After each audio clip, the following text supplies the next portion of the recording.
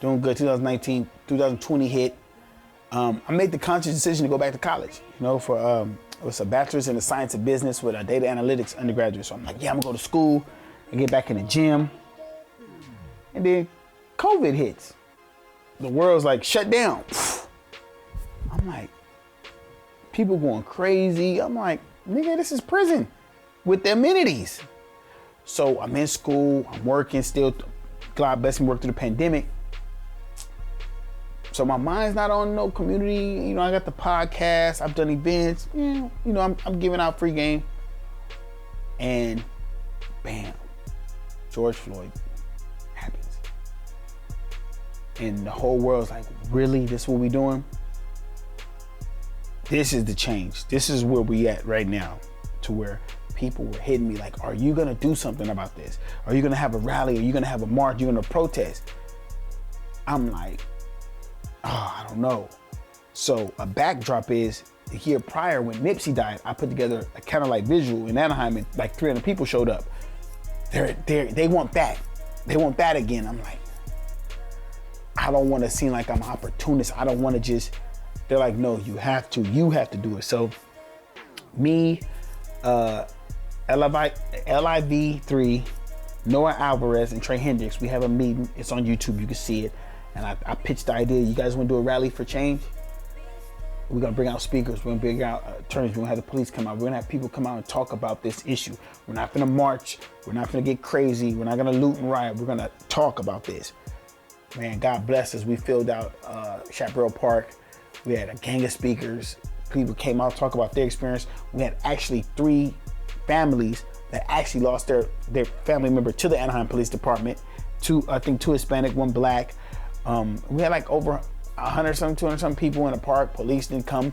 We actually worked with the Anaheim Police Department through some liaisons to protect it. Shout out Wound Walk, my boy Michael. He helped with that. Dr. Shelley Henderson gave us so many resources.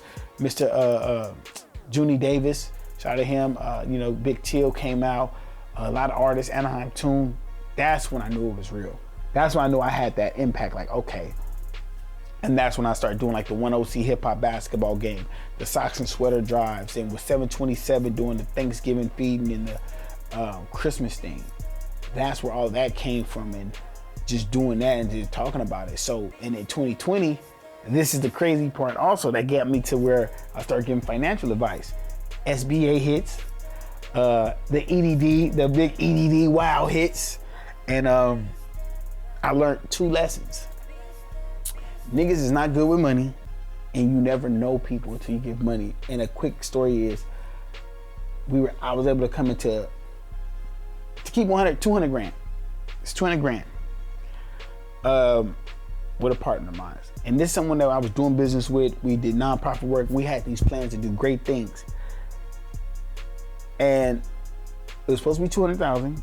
It drops down to 150.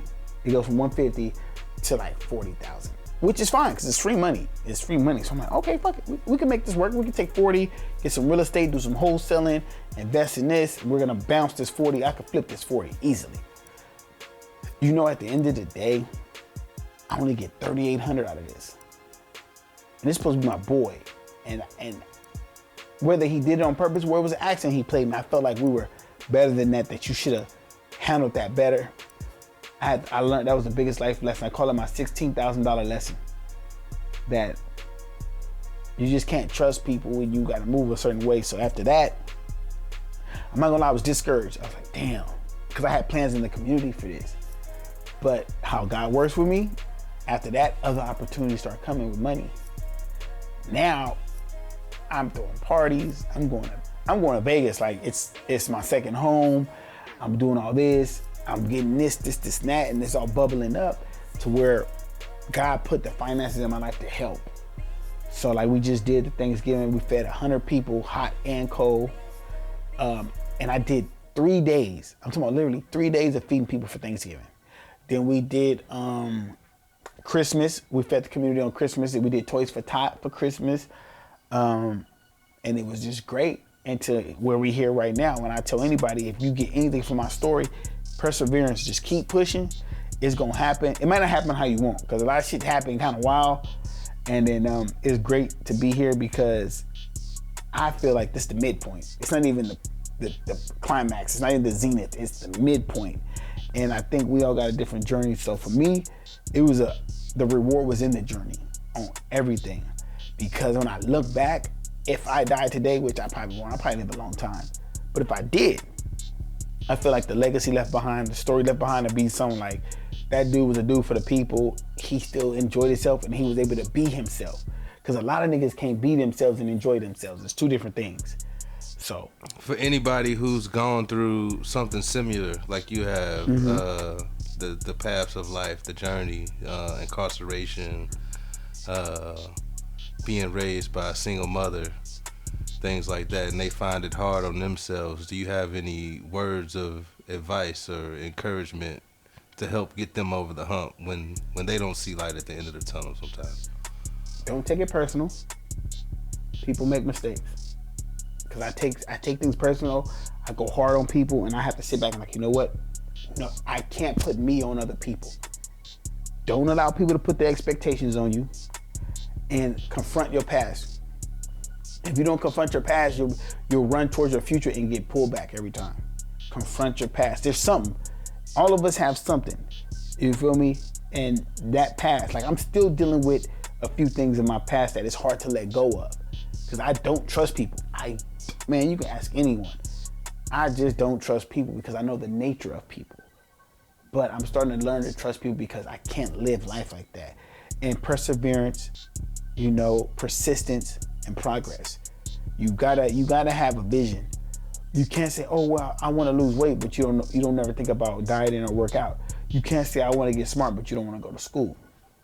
So don't let your past dictate your future. In hardships, we all go through hardships. You could have been raised rich and your parents never talked to you, never cared about you. That's a hardship because you need that love. And forgive your parents, man. That's the key. Yeah, you gotta forgive your parents because they brought you in this life when they didn't have to. They could have had an abortion. You feel me? So forgive, because everybody wanna, oh, my mom didn't do this, my dad didn't do this. So the fuck what, man? Move the fuck on. That nigga done cheated on you 10 times, you still with that nigga. Well, this female done did you dirty, you still cool with them, but you wanna go hard on your parents, the one that's gonna be there. Because when you fall, anyone who knows, your parents gonna be there. And if your parents ain't there when you fall, then accept it for what it is and move on. You feel me? But don't harp on it. Most important lesson you feel like you've learned this far, coming this far, in your travels and the places you've been, the people you met? The energy you give is the energy you're gonna get. So the story where you told we had the DPO boy, then when I went, I had to fight them, that's a prime example. The energy you give is the energy you're gonna get. And what I mean by this, the perception you give, my whole life I gave people the perception that all I was a street nigga, the realest street nigga you know. So that's what they see me as. Soon as I change that perception in my mind, like I'm bigger than that, people start seeing me in a bigger light. That's the best. The people you know, the closest people you know to you, the ones that know you, gonna be the first ones to discredit you. And I'm not gonna say no names, they know who they are. What they do is, and I used to do this, I don't do it no more. They'll find their failures in your success. When you do something, oh, I already did that, man. I mean, we did that, so why you didn't keep doing it? Like all the community stuff I'm doing, there's other organizations that's been out for years. If you were doing this the way it is, the kids that are raised that know me should know you. There should be a family art center. There should be a community center. There should be murals.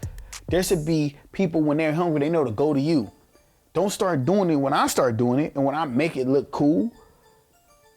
I don't have no resources. I don't have no company. I spend my own personal money. I go to people and ask them, hey, can you help me with this? I created the first annual, OC hip hop, one OC basketball game. You feel me? I told people, we need an OC Music Hip Hop Awards. We should have been had that. I just look at it like this. They gonna hate regardless. They gonna hate for free. That's it. With the tension between black and brown people, how do you merge that gap here in the streets? Because I've seen you do it, and you do it well. I do it well because the people I merge with want to do it. But what I do is, I give respect to get it, but I also tell them like this. You can try all you want. At the end of the day, white people see us the same. And not all white people, what I'm saying, society, the government as in whole, so let me say it like that. But you can't love our music and not love us. And we stronger together. And I tell people, this is the thing I tell, and this, as my last thing to my other minorities, I like to say it like that. When they said whites only, that was for whites. When they said color, it was for anyone that wasn't white. Understand that. Understand that we can do this together. And if you don't want to do it together, just get out the way. Because they killing Mexicans and they killing blacks when they stop them. They giving us all day, they giving you all day. You want to work together? Yeah, if not, cool. Shout out Anaheim Toon, because he wants to work together. That's my brother. We work hand in hand. All the time. He'll tell me all the time, man, I love you. That's my brother. I love him. And I met him through you. Because we were supposed to do the movie, remember? You was like, yeah, Anaheim Toon. Wow. I just followed him on Instagram and Facebook like that, and I invited him to come to the Nipsey Candlelight Vigil. He came, we chopped everything I had. I said, come on, bro.